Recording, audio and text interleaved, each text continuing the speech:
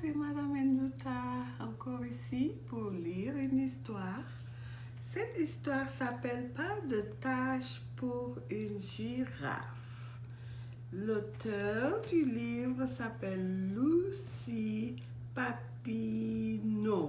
Illustration de Marisol Sarrazin. Ok? Voilà. Pas de tâche pour une girafe. Voilà la girafe.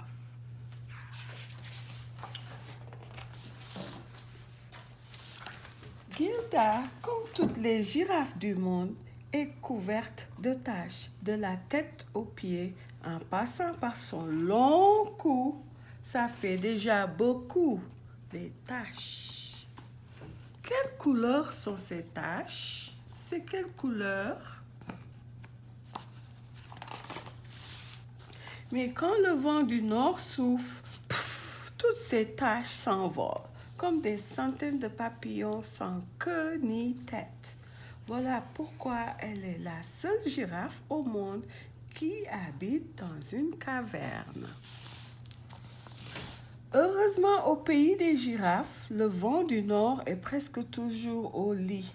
Mais si par ailleurs il s'éveille, toutes les taches de Gilda se mettent à crier. Sauf qui peut, le vent du nord arrive. Les taches vont partir, ils ont des visages tristes. Voilà le vent. Et vite, vite, la petite girafe court vers sa caverne. Jamais le vent du nord n'ira la chercher jusque-là.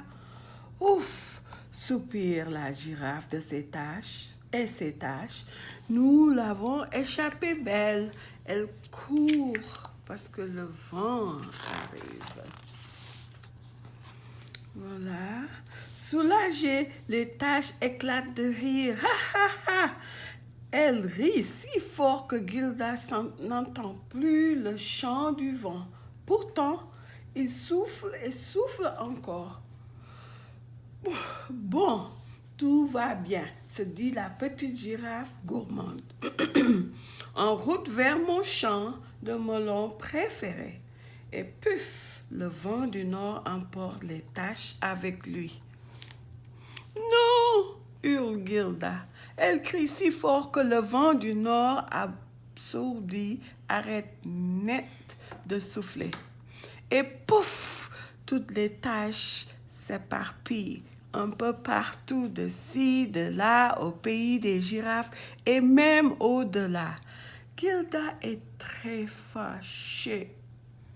On ne mourra pas comme ça, dit-elle.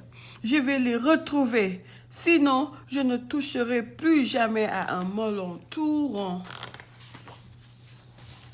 La pauvre Gilda s'enfonce dans la jungle, loin, plus loin encore. Elle grelotte de solitude, aucune tache à l'horizon. Elle est seule.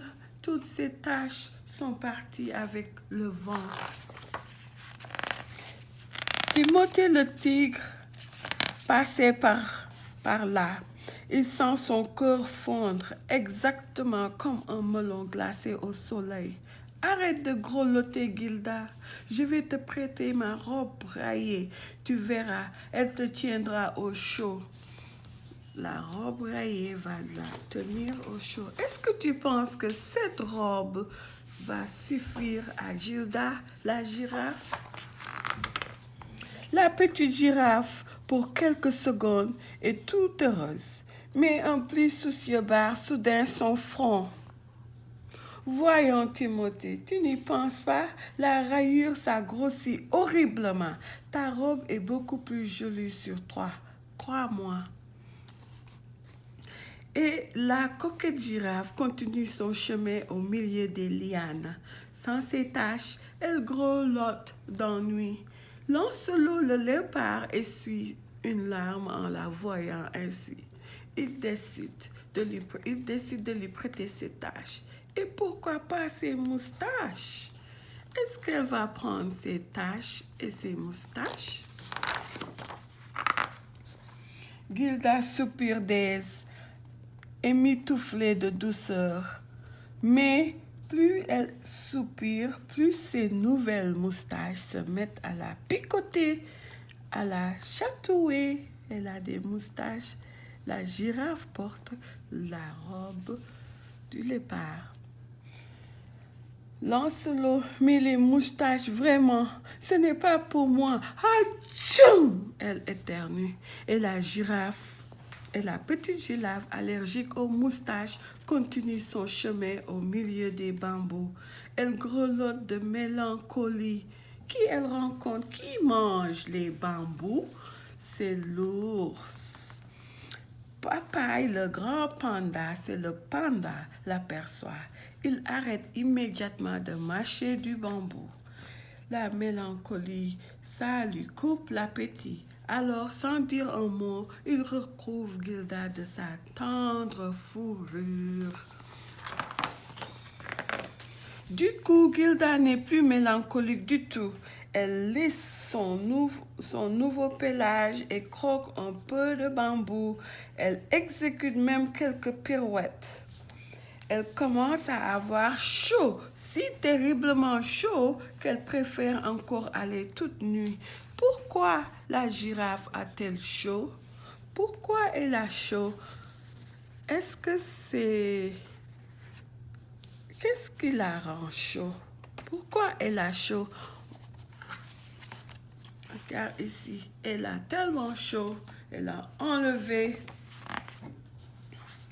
Et la petite girafe, toute nue, continue son chemin jusqu'au bord de la mer. Voici la mer. Elle grelotte d'abandon. Sous l'eau, des poissons multicolores lui font signe. Viens nager avec nous, ne reste pas toute seule.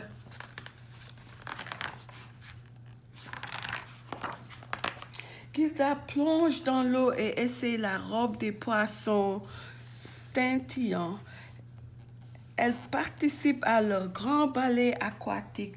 La tête en haut, la tête en bas, la tête de côté, en haut, en bas, de côté. Elle va vite le cœur complètement barbouillé. Alors, la petite girafe barbouillée retourne dans la savane et poursuit son chemin. Elle grelotte de chagrin. Zéphyr, le zèbre, jouait justement à Zoro tout près de là. N'écoutant que son courage, il se défait aussitôt de son pelage. Même le zèbre enlève son pelage pour lui donner. Regarde le zèbre. Gilda sourit doucement dans son nouveau pyjama. Comme tu es gentil, Zéphyr. Tous mes amis sont si gentils. Comme les élèves à Echo Kenwood, ils sont gentils. Mais ce sont mes tâches que je veux. Mes tâches à moi, elles sont si douces et si drôles. Et la petite girafe continue son chemin en grelottant, loin, toujours plus loin, jusqu'au pied d'une étrange colline. Colloque le caméléon, voilà le caméléon, est aussi sur une roche et il change de couleur. C'est son métier, le caméléon change. Parfois il est brun, parfois il est vert, il peut être jaune aussi. Tiens, te voilà. C'est toi que j'attendais, petite girafe. Oh non, tu ne vas pas me prêter ta robe, toi aussi, répond Gilda. Mais ta tête va se changer en melon si je change et je change encore de couleur. Tu n'y as pas du tout, ma belle. Regarde plutôt ce que j'ai pour toi. Oh, mais c'est ma tâche, s'exclame Gilda. Ma jolie, ma douce, ma drôle de tâche. Chic, s'écrie la tâche. C'est ma girafe! Et Gilda, la girafe, les yeux brillants, remet sa drôle de tâche en place. Comme dans un rêve, elle entend au loin les voix de ses amis. Ouhou, Gilda, où es-tu? On a retrouvé tes tâches, les coquines. Elles s'étaient cachées dans notre pelage. Oh! Regarde, Elle fait la fête avec ses amis, elle mange des melons. Maintenant que tout est entré dans l'ordre, enfin presque, Gilda n'a qu'une envie. Tous ses amis sont invités à un grand banquet de melons. Ils mangent les melons. Espérons que le vent du Nord préfère les concombres. Vous connaissez les concombres? Oh, c'est la fin. Elle est jolie. Elle a retrouvé toutes ses tâches. Fin. Merci les enfants.